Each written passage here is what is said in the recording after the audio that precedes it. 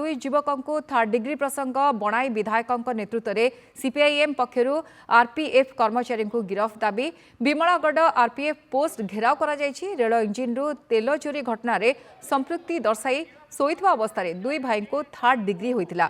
3 तारिख अपराह्न दुई युवकों को छाड़ी दि जाइथिले हे दुई अवस्था गुरुतर नहीं थाना अभियोग होइतिला। पुलिस अभियोग ग्रहण कर मामला रुजु करछि। गुरुतर आहत दुई जन को बलांग डाक्तरखाना चिकित्सा करा जाउछि। अभियोगकारी दुई युवक पटासाई रेलबाई कॉलोनी रे रहुतबा छोटेलाल इचागुडू और तुम्बी इचागुडू। आक्रमणकारी आरपीएफ अधिकारी को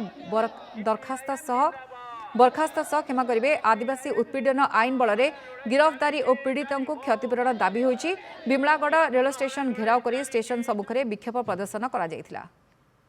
2 मास आगु आमर पटासाई रेल स्टेशन रे डीजेल चोरी होता एवं से डीजेल चोरी को संदेह करके 2 जन युवकों को अणाइला।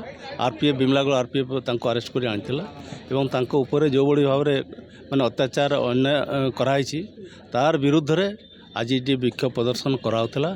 आमर मुख्य दाबी हो जो आदिवासी दुई भाई को जो अत्याचार कराई जो बड़ी भाव में माड़ दिखाई तो ताकू आमे सामना करी तार माने प्रतिकार करने आज विक्षोभ कराइला एवं जो माने एटा को करिसंती जो माने माड़ मारी से आरपीएफ को तुरंत गिरफ्त करवा दरकार एवं 86 एक्ट लगे दरकार।